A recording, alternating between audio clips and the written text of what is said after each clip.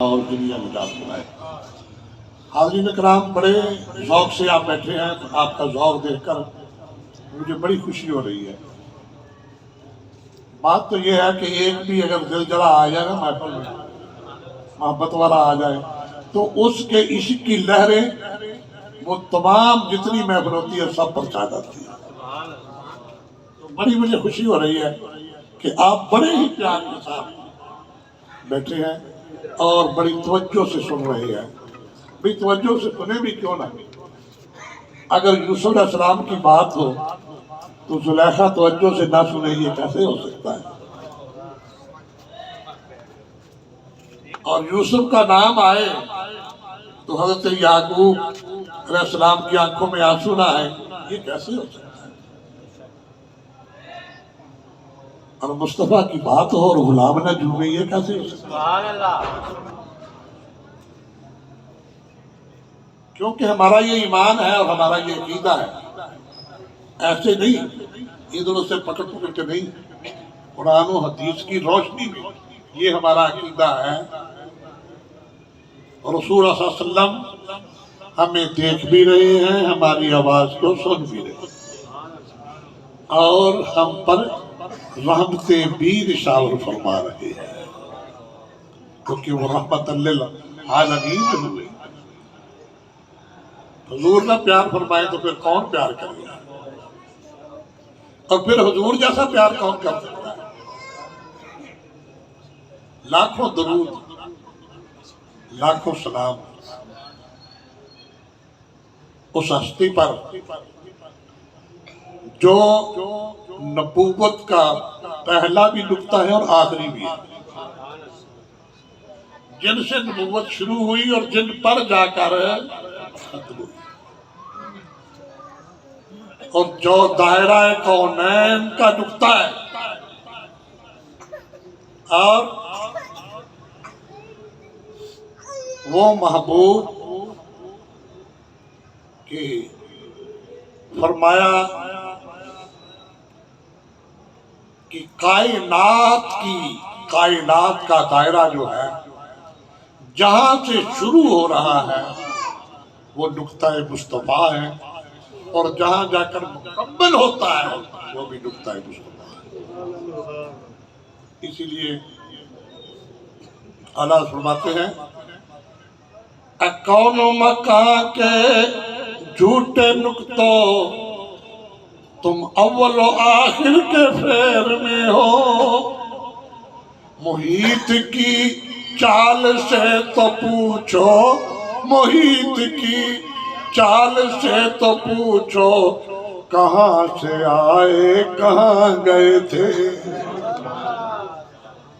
یہ نا یہ پرکار ہے، یہاں رکھتی، یہاں سے شروع ہوا، اب یہ نقطہ ہے، اس کو پھیر کر اور یہاں پہ جائیں گے نا تو وہ پورا دائرہ بن جائے گا۔ اب وہ نقطہ نظر نہیں آ رہا، وہ نقطہ، اسی لیے تو بھلے شاہ نے فرمایا نا، پر نقطہ چھوڑ حسابانو،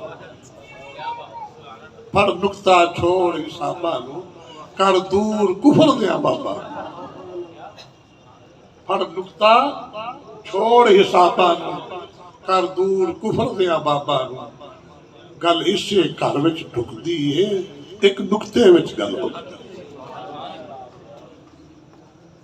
قربان جی میں ظاہر کرا اسرار کا ہی پھر مارن بلے یاد ہے،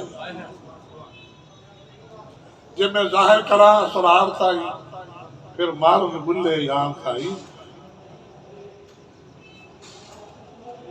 گل اسے گھر وچ ڈھکدی ہے، ایک نقطے وچ گل۔ تو کونین کے والی جن کے سامنے ساری کونین بنی اور جن کے صدقے میں بنی اور جن کے لیے بنی، بھلا وہ کونین کو نہیں جانتے تو پھر کون جانے گا؟ اور ان غلاموں کو وہ نہیں جانتے تو پھر اور کون جانے گا؟ حضور ارشاد فرماتے ہیں ترمذی شریف کی پہلی روایت، کیونکہ ہم نے توجہ سے آپ کی توجہ دیکھی ہے نا تو دل میں ذوق آ رہا ہے کہ یہ ہیں غلام جو مصطفیٰ کو حاضر ناظر جانتے ہیں، یہ جانتے ہیں کہ ہم حضور کی آقا کی محفل جمائے ہوئے ہیں، اور جن کی محفل ہے وہ بھی رونق فرمائے ہوئے ہیں۔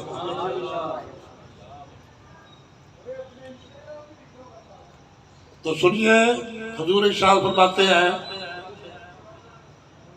فَتَجَلَّى لِي كُلَّ شَيْءٍ، ترمذی شریف کی پہلی روایت، فَتَجَلَّى لِي كُلَّ شَيْءٍ، مجھ پر کائنات کی ہر چیز روشن ہو گئی۔ فَعَلِمْتُ مَا فِي السَّمَاوَاتِ وَالْأَرْضِ، زمین و آسمان میں جو کچھ ہے ہر چیز کا اللہ نے مجھے علم عطا کیا۔ اور تیسری روایت فَعَرَفْتُ مَا فِي السَّمَاوَاتِ وَالْأَرْضِ، زمین و آسمان میں جو کچھ ہے ہر چیز کی اللہ نے مجھے معرفت عطا فرما دی۔ میں اس تفصیل میں نہیں جاتا، اس حدیث پاک کے تحت معلوم ہوا مصطفیٰ غلاموں کو دیکھ رہے ہیں، مصطفیٰ غلاموں کو پہچان رہے ہیں، اور مصطفیٰ آقا غلاموں کے سلام کا جواب بھی عطا فرما رہے ہیں۔ تو یہ تو ہے کہ جتنا کوئی ذوق دل میں رکھے گا اتنا حضور کے ساتھ زیادہ محبت کرے گا، جتنا زیادہ محبت کرے گا اتنا حضور کے زیادہ قرب والا ہوگا۔ تو جو یہ چاہتا ہے، دن رات روتا ہے کہ مجھے مصطفیٰ کا دیدار نصیب ہو، اور محبت میں روتا ہے، پھر انشاءاللہ آخر میں اتنا ہی حضور کے زیادہ قریب ہوگا۔ ہم محفلیں، یہ مقدر کی بات ہے کہ اگر اللہ کوئی نعمت دیتا ہے تو پھر بھی ہم مصطفیٰ کا میلاد مناتے ہیں، حضور کا ذکر کرتے ہیں۔ اگر نعمت جاتی ہے تو پھر حضور پر درود پاک پڑھ کر پھر اس نعمت کو حاصل کرنے کے لیے پھر ہم میلاد کرتے ہیں۔ اللہ اولاد نہیں دیتا تو لینے کے لیے ہم میلاد کرتے ہیں، جب اللہ دے دیتا ہے تو شکرانے میں پھر میلاد کرتے ہیں۔ یہ تو مقدر کی بات ہے کہ اللہ نے ہمیں یہ ذوق عطا کیا ہے۔ اب ہمارے بیٹے نے، حافظ محمد رفیق صاحب نے دکان بنائی، رزق کا بہانہ بنایا، تو اس میں سب سے پہلے کیا کہ حضور کا میلاد کریں، حضور کی یاد میں بیٹھے، تاکہ اللہ کے محبوب کے صدقے نعمتیں نصیب ہو رہی ہے تو سب سے پہلے نعمت حاصل کرنے سے پہلے حضور کی یاد میں بیٹھ جائیں، حضور کا میلاد بنا کر اپنے محبوب کی بارگاہ میں نذرانہ عقیدت پیش کریں۔ نعرہ تکبیر، نعرہ رسالت، نعرہ حیدری، نعرہ غوثیہ، سیدی مرشدی۔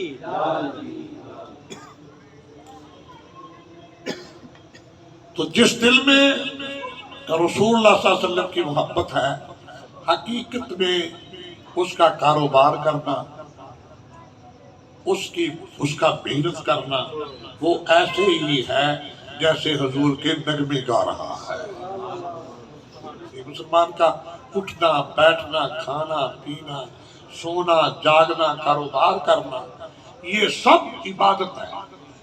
جب رسول اللہ صلی اللہ علیہ وسلم کی سنت سمجھ کے وہ کرتا ہے نا کہ یہ حضور کی سنت ہے اور میں یہ کام کر رہا ہوں، خواہ اپنے جوتوں کو ہی کاٹ رہا ہوں کہ یہ مصطفیٰ کی سنت ہے، خواہ اپنے کپڑے کو پیبند لگا رہا ہو کہ یہ مصطفیٰ کی سنت ہے، کیا یا اینٹیں اٹھا کے مسجد بنا رہا ہو کہ یہ مصطفیٰ کی سنت ہے، یا کاروبار کر رہا ہو کہ یہ مصطفیٰ کی سنت ہے، کاروبار کر رہا ہو یہ مصطفیٰ کی سنت ہے، تو یہ سارے کا سارا اس کا وقت جو ہے وہ عبادت میں گزر رہا ہے، جبکہ وہ اس میں بے ایمانی نہ کرے، تو یہ اس کا عبادت میں وقت گزر رہا ہے۔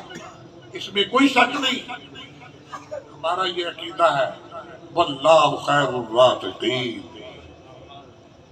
سب سے بہتر رزق دینے والا بولو کون ہے؟ اللہ. سب سے بہتر رزق دینے والا اللہ ہے. تو جب اس نے رزق دینا ہی ہے تو پھر ہم بیٹھے رہے یا کاروبار کریں یا سوئے رہے، وہ رزق تو دے گا. ہمیں کیا ضرورت ہے محنت کرنے کی؟ نہیں. میں آپ ایک مثال سے چاہتا ہوں. اچانک میرے ذہن سے نکل گیا، ایک بزرگ ہے، وہ اپنے ایک دوست کو ملنے کے لیے مسجد میں گئے. کہنے لگے بھی میں کاروبار کرنے کے لیے جا رہا ہوں، تجارت کے لیے. تو میں نے کہا کہ چلو چلتے چلتے اپنے دوست کو مل جاتے ہیں. کہا ٹھیک ہے. جب وہ سفر کرتے ہوئے گئے تو راستے میں ایک جگہ ٹھہرے تو کیا دیکھا، وہاں ایک پرندہ، اس کے پر جو ہے وہ ختم ہو چکے ہیں، صرف بوٹی سی نظر آ رہی ہے. وہ آہستہ آہستہ چلتا ہے. سوچنے لگے، کہتے ہیں میں سوچنے لگا کہ یہ جانور کہاں سے کھاتا ہوگا، یہ تو اڑ نہیں سکتا، کہیں جا ہی نہیں سکتا، یہ کہاں سے کھائے گا، کیا کرے گا. ابھی میں سوچ ہی رہا تھا کہ میں نے دیکھا ایک اور جانور آیا، اس کے منہ میں گوشت کے ٹکڑے کیڑے مکوڑے تھے. وہ اوپر آ کے بیٹھ گیا، ٹہنی پہ بیٹھا. تھوڑی دیر میں جب وہ کھانے لگا وہ سارے کے سارے نیچے گر گئے. جب وہ نیچے گرے تو اس نے کھانا شروع کر دیا. میں نے کہا واہ میرے مولا، سبحان اللہ، قربان جائے. بے شک واللہ خیر الرازقین ہے، تو ہی بہتر رزق دینے والا ہے. تو جب اس جانور کو تو دے رہا ہے تو پھر مجھے کیوں نہیں دے گا؟ اس کے پر نہیں ہے، یہ اڑ نہیں سکتا، بھاگ نہیں سکتا. اس کو یہاں رزق پہنچ گیا تو کیا مجھے رزق نہیں پہنچے گا؟ واپس آ گیا. جب وہ دوست مسجد میں آج دیکھا تو وہ جو تجارت کرنے کے لیے جا رہا تھا، چند دن کے بعد وہ بیٹھا ہوا ہے. ابھی کیا کہا کہ میرا مسئلہ حل ہو گیا، مجھے کوئی کمانے کی ضرورت نہیں، کوئی محنت کی ضرورت نہیں. جب ایک جانور کو اللہ تعالیٰ بیٹھے بٹھائے، جو اڑ نہ سکے، جو بھاگ نہ سکے، اس کو رزق دے سکتا ہے تو مجھے بھی وہ رزق ہے. بولو مجھے بھی وہ رزق ہے. میں اس لیے آ گیا ہوں. اب سنیے ذرا، وہ بزرگ جو تھے نا، وہ کہنے لگے ہائے افسوس، ارے اللہ کے بندے، تو جو وہ جس کے پر نہیں ہے، جو بیچارہ اڑ نہیں سکتا، بھاگ نہیں سکتا، ایک محتاج پرندہ ہے. تو محتاج پرندہ بننا چاہتا ہے، کیا وہ نہیں بننا چاہتا جو اس کے لیے رزق لے کے آیا تھا، جس نے خود بھی کھایا اور لا کر اس کو بھی دیا؟ کیا وہ پرندہ نہیں بننا چاہتا؟ اس نے کہا میرے دوست ہاتھ نکالنا، ہاتھ باہر نکالا، اس کو بوسہ دیا. کہنے لگا ہے میرے دوست، تو نے حق ادا کر دیا. میرے دل پر تو بہت بڑا پردہ ڈر گیا تھا، بہت بڑا پردہ آ گیا تھا. تو نے میرے پردے کو اٹھا دیا کہ میں واقعی میں محتاج پرندہ بن کے بیٹھ گیا. میں وہ کیوں نہیں بنتا جو خود بھی محنت کر کے کھاؤں اور دوسروں کو بھی کھلاؤں. اس لیے کاروبار کرو، خوب کرو، محنت کرو، اپنے کام میں دل بھر کے محنت کرو. لیکن اتنا خیال رکھو، جب آواز آئے اللہ اکبر اللہ اکبر، سب کچھ چھوڑ دو. کیوں؟ میرے پروردگار کا پیغام آ گیا، میرے پروردگار نے مجھے بلا لیا. جو رزق دینے والا ہے اس نے بلا لیا ہے. دکان پہ بیٹھنے والے، تجھے کاروبار رزق نہیں دے گا، رزق دینے والا میں. تو محنت کرے گا، میں ہی اس میں برکت ڈالتا.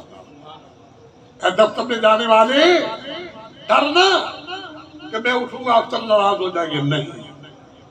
اے مزدور محنت کرنے والے، نہ گھبرا کہ میں یہاں کام نہیں کروں گا، میری نماز پڑھنے جاؤں گا تو میری یہ رزق بند ہو جائے گا، نہ گھبرا. کیوں؟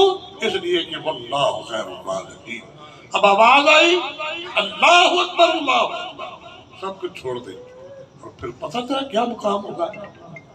حدیث پاک میں ہے 3 نیکیاں ایسی ہیں جو گناہوں کا کفارہ بنتی ہے. نمبر 1 مشی الاقدام الی الجماعت، نماز با جماعت پڑھنے کے لیے اپنے پاؤں سے چل کر جانا، اسباغ الوضوء فی المکاری، ناپسندیدہ حالات میں وضو مکمل کرنا، انتظار الصلاۃ بعد الصلاۃ، ایک نماز پڑھ کر دوسری نماز کی انتظار میں رہنا، یہ ایسی نیکیاں ہیں جو گناہوں کو بولو جو گناہوں کو ختم کر دیتی ہے۔